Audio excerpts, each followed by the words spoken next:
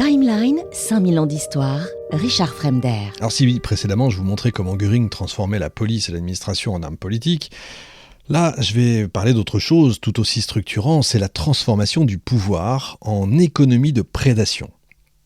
Avec Göring, le nazisme, c'est pas seulement une dictature qui frappe, c'est un système qui capte, qui confisque, qui redistribue, qui corrompt et qui fabrique au passage une élite de bénéficiaires.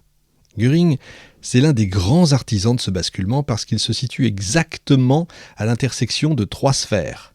L'État et la coercition, première sphère, l'industrie et la finance pour la deuxième, la guerre et l'occupation pour la troisième.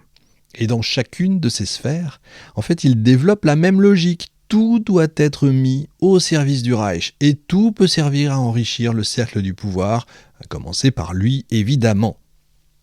Le tournant, ça se cristallise en 1936, quand la Luftwaffe est engagée en Espagne et sert d'abord à la propagande et à l'apprentissage tactique. On oublie toujours la guerre d'Espagne, où c'est vraiment là que, on va dire, la Luftwaffe, l'armée allemande va s'exercer, va tester des armes, etc. Donc on l'oublie toujours. Bref, c'est là que Göring se voit confier des responsabilités économiques dont l'ampleur dépasse tout ce qu'il a eu jusque-là. Il est nommé responsable du contrôle des changes, auquel Hitler ajoute le contrôle des matières premières. À partir de là, l'appétit de Göring fait système, si j'ose dire. Il élargit ses prérogatives et en septembre 1936, Hitler lance un programme d'autarcie et de réarmement accéléré, le plan de 4 ans, dont Göring devient le maître d'œuvre. Et là, les historiens insistent sur un paradoxe décisif. Göring ne connaît pratiquement rien à l'économie. D'ailleurs, même, il s'en vante. Il refuse les rapports longs. Il ne lit ni graphiques ni statistiques. Mais dans le système nazi, l'incompétence technique, c'est pas un handicap si on a l'autorité politique et l'accès direct au Führer, ce qu'il a, lui. Göring fait donc ce que fait un chef de cour. Il recrute des techniciens, il installe à leur tête des hommes liges, au premier rang desquels Paul Körner. L'objectif est clair, préparer l'Allemagne à la guerre, en réduisant la dépendance extérieure, en contrôlant les devises, en forçant l'industrie à servir le réarmement. Ça implique un mépris de la rentabilité et l'acceptation d'un abaissement du niveau de vie, ce qui, dans l'univers mental du régime, n'est absolument pas un obstacle, mais une condition tout à fait normale.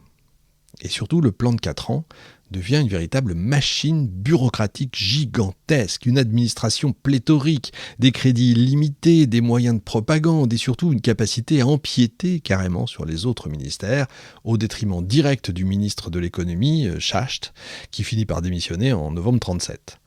Göring ajoute alors un titre de plus, ministre de l'économie. Petit à petit, il prend tout, vous avez compris.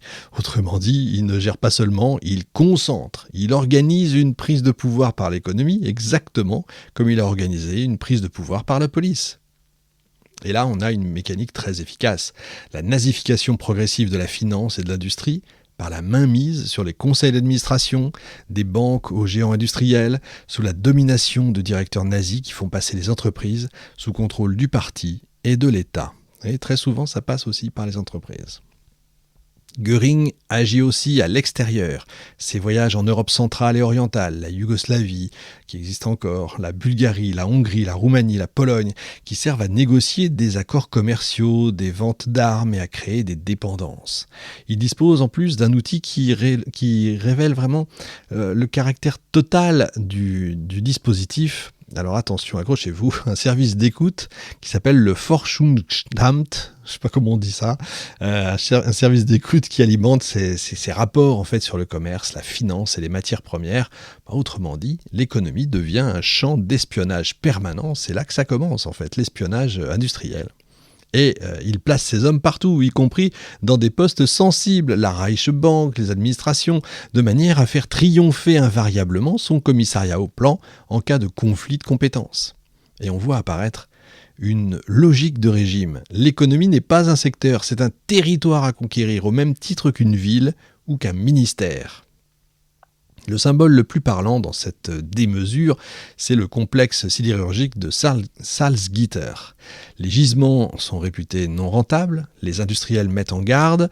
Göring passe outre, évidemment, c'est lui qui décide. Il décide d'ailleurs d'implanter la plus grande entreprise métallurgique d'Europe, baptisée Hermann Göring Werk, Des milliards sont investis, on importe du matériel, on construit des routes, des rails, des logements ouvriers.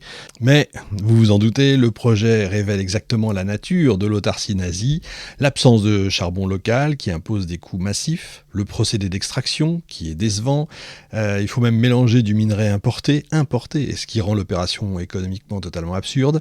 Pour camoufler le gouffre, eh bien, on met la main sur des firmes rentables pour absorber les pertes. C'est un système complètement invraisemblable.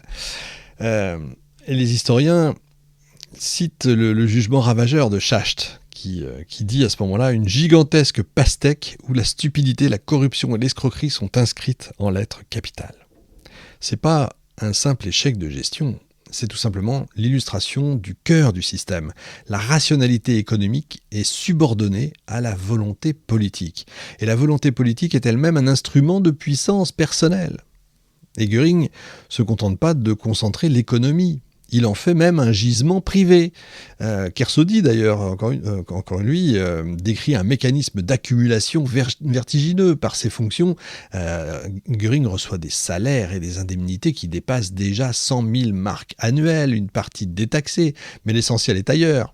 En tant que commissaire au plan attribuant marché industriel et commande d'armement, vous pensez bien qu'il reçoit des dons en espèces de grandes sociétés, IG Farben, Allianz, Lufthansa, etc. et des versements réguliers comme Ritzma, des prises de participation dans des firmes, Benz, BMW, Junkers et puis la future Reichswerk Hermann Göring, des cadeaux d'art et de luxe jusqu'à des véhicules. Bref, n'en jetez plus. Là encore, la logique n'est pas seulement morale, elle est structurelle. Dans un système où l'État distribue les commandes, la corruption devient une forme de fiscalité parallèle. Payer Göring, c'est tout simplement payer l'accès. Le passage le plus glaçant qu'on lit dans les livres, dans les biographies, etc., c'est celui où Göring, tout le monde le dit, réagit à la destruction de biens juifs. C'est pas l'injustice qui le choque, c'est le gaspillage. Il considère insensé de piller et brûler des entrepôts puis de faire rembourser par des assurances allemandes. Pour lui, l'arianisation doit être une spoliation organisée, transférant les biens juifs vers l'État et par extension évidemment vers ses circuits de pouvoir et pour finir vers lui bien sûr. Dans une réunion, on discute du mécanisme. Faire payer les assurances, puis confisquer au moment du versement, interdire légalement tout paiement direct aux Juifs, faire transiter l'argent vers le ministère des Finances. Et Göring lâche une phrase qui résume son cynisme, il aurait préféré qu'on tue des Juifs plutôt que de détruire tant de valeurs matérielles. Cette scène dit tout. Göring n'est pas seulement antisémite, c'est un gestionnaire de la spoliation, capable de penser la persécution en termes d'optimisation. Je voudrais revenir 2 secondes sur l'antisémitisme. Dans l'intro, je vous ai dit, un peu comme tout le monde à cette époque-là, comme beaucoup en tout cas à cette époque-là, il y aurait presque là encore une émission à faire sur l'antisémitisme à la fin du 19e, au début du 20e siècle, qui est différent selon les lieux, selon les époques, évidemment, mais c'est intéressant parce que c'est pas l'antisémitisme d'Himmler n'est pas le même antisémitisme que Göring, ni le même que Hitler, ni le même que etc. C'est intéressant, ça reste de l'antisémitisme évidemment, mais c'est intéressant à travailler. Ne voyez pas en Göring un Himmler ou un Heydrich. C'est pas un dingue dans cet ordre-là. Vous voyez. J'y reviendrai de toute façon au moment de Nuremberg. Avec la guerre, la prédation va évidemment, vous en doutez, changer d'échelle. À partir de l'été 40, les historiens décrivent Göring parcourant la France, la Belgique, les Pays-Bas pour carrément se constituer un musée à Karinhall. Entre-temps, elle est décédée, et meubler ses résidences. Karine est décédée. Et meubler donc ses résidences, il veut prélever, choisir, accumuler. Et il ne fonctionne pas tout seul, il a des agents qui repèrent, qui centralisent, qui négocient. Il a des espèces de furets qui vont chercher à droite à gauche, complètement invraisemblable. Et ensuite, il vient inspecter, puis prélever les meilleures pièces. Et on a des noms comme ça, Walter Andreas Hofer et Alois Middel. Dès juillet 40, il va acquérir à Amsterdam des tableaux majeurs de la collection Guttsticker, Cranach, Gauguin, Tintoret. À Paris, l'Einsatzstab Rosenberg réunit les œuvres destinées au musée que Hitler veut à Linz. Göring utilise, lui, son autorité pour prélever sa part, sa dîme, si j'ose dire, avec une préférence pour la Renaissance et les maîtres flamands, les statuettes, les meubles, les tapisseries. Il méprise carrément, j'allais dire comme tous les nazis, l'art moderne qualifié de dégénéré, mais il le prend quand même, hein, en passant comme monnaie d'échange. On ne sait jamais. Et même quand il paie, les prix sont dérisoires, hein. L'argent vient de la Reichsbank de toute façon. Le paiement, c'est surtout une espèce de façade de la légalité. N'imaginez pas que c'est son argent personnel. Bref, la cohérence, si vous voulez, est parfaite. Göring veut que la prédation ait une apparence de procédure. Les Allemands sont très procéduriers à cette époque-là. Je ne sais pas maintenant, mais en tout cas à cette époque-là. C'est pour ça qu'on a beaucoup de documents, il nous reste énormément de choses. Pareil pour la police, c'est pareil pour l'arianisation.